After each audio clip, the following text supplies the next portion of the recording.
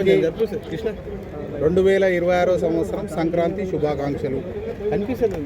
మన సంస్కృతి సంప్రదాయంలో హైందవ ధర్మంలో ఏ పండుగ వచ్చినా కూడా తిథులు నక్షత్రాల మీద వస్తాయి, కానీ సంక్రాంతి పండుగ ఒకటే డేట్స్ ప్రకారం వస్తుంది.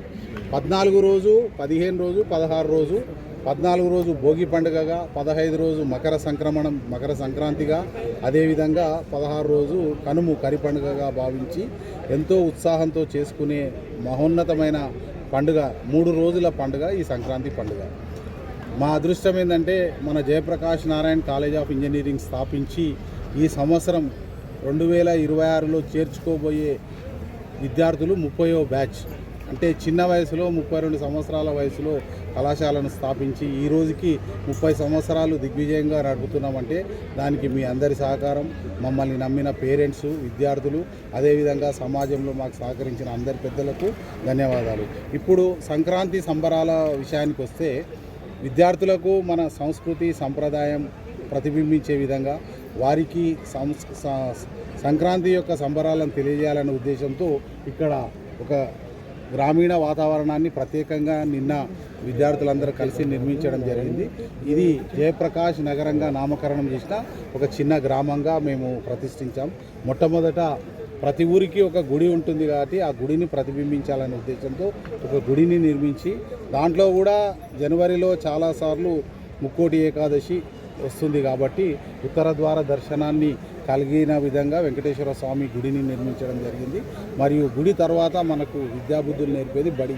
గ్రామీణ వాతావరణాల్లో అప్పట్లో 4 గోడల మధ్యలో బడులు లేవు, కేవలం చెట్ల కిందనే చదువుకున్నాం. మా విద్యార్థి దశ అంతా చెట్ల కింద.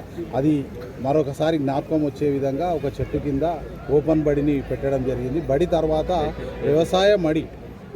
ఇప్పుడు ఈ పండుగ ప్రత్యేకత ఏంటంటే మొన్నటి వరకు వరి నాట్లను కోసి ఇంటికి రైతులు సంపద తెచ్చుకొని గర్వంగా, అదేవిధంగా ఆర్థికంగా మంచిగా ఉన్న సందర్భంలో ఈ పండుగ వస్తుంది. ఇప్పుడు మళ్ళీ నాట్లు ప్రారంభించబోతున్నారు కాబట్టి విద్యార్థులచే ఆ వరి మడిలో నాట్లను వేయించడం జరిగింది.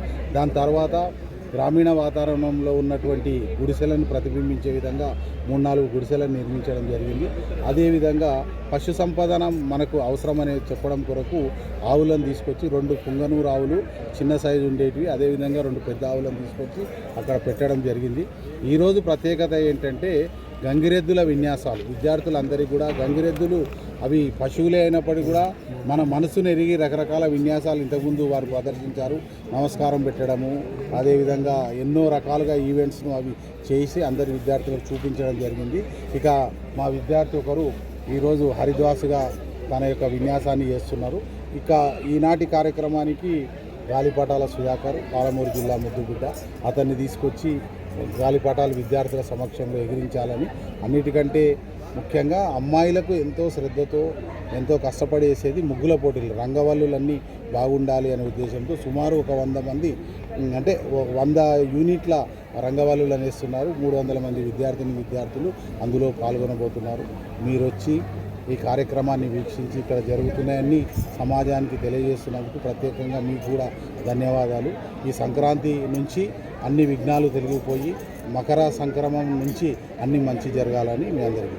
చివరిగా చిన్నారులకు కళాశాలలో పనిచేస్తున్న బోధనేతర సిబ్బంది పిల్లలందరికీ కూడా భోగి పండ్లను వాళ్ళకు భోగి పళ్ళను సమర్పించి ఆశీర్వదించడం జరిగింది.